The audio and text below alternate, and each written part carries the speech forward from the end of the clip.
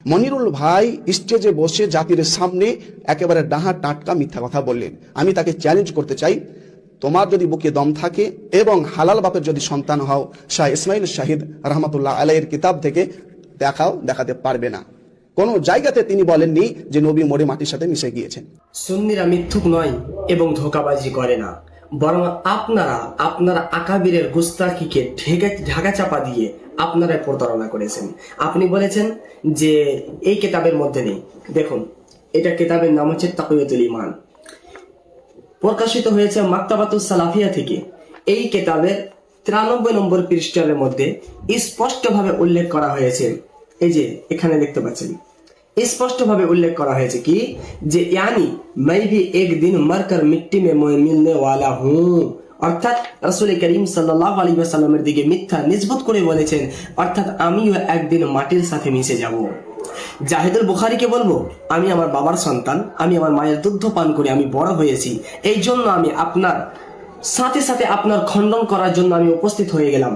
আপনি যদি আপনার হালালি বাপের সন্তান থাকবেন, যদি আপনি আপনার মায়ের হালাল দুধ পান করে থাকবেন, তাহলে আপনি খণ্ডন করবেন এবং আপনার রুহানি পিতাকে আপনি গুস্তাখ প্রমাণ করবেন। এই জন্যই তো সুন্নি আলেমদেরকে জনগণ চুন্নি আলেম বলছেন। কেন বলছেন? চলুন মনিরুল সাহেব যে লাইনটি পড়লেন এবং মানে করলেন, ওই লাইনের পর্যালোচনা করি, তাহলে আমরা জানতে পারবো সুন্নি আলেমদেরকে কেন চুন্নি আলেম বলা হচ্ছে। এই তাকবিয়াতুল ঈমান আল মাকতাবাতুস সালাফিয়া থেকে ছাপানো। তিনি পড়ছিলেন 93 নম্বর পৃষ্ঠা, এই লাইনটি পড়ছিলেন। চলুন একটু শোনা যাক। यानी मैं भी एक दिन मरकर मिट्टी में मिलने वाला हूँ। তিনি মানে করছিলেন আমিও একদিন মরে মাটির সাথে মিশে যাব। এখানে 2 নম্বর টিকা রয়েছে, এই টিকাটি তিনি পড়েননি।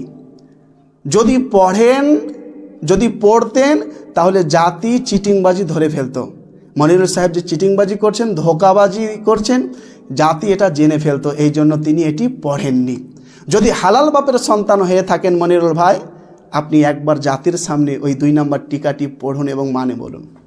বলতে পারবেন না, কারণ আপনার এই ধান্দাবাজি বন্ধ হয়ে যাবে, যে জাতি জেনে নেবে আপনি চিটিংবাজ, মিথ্যুক।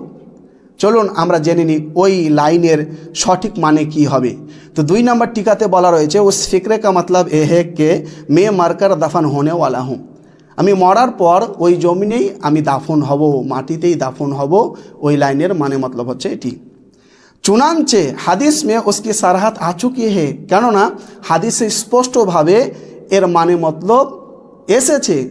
আল্লাহ তাআলা তিনি জমিনের ওপরে নবী ও রসুলগণের দেহ মুবারককে খাওয়াকে হারাম করে দিয়েছেন।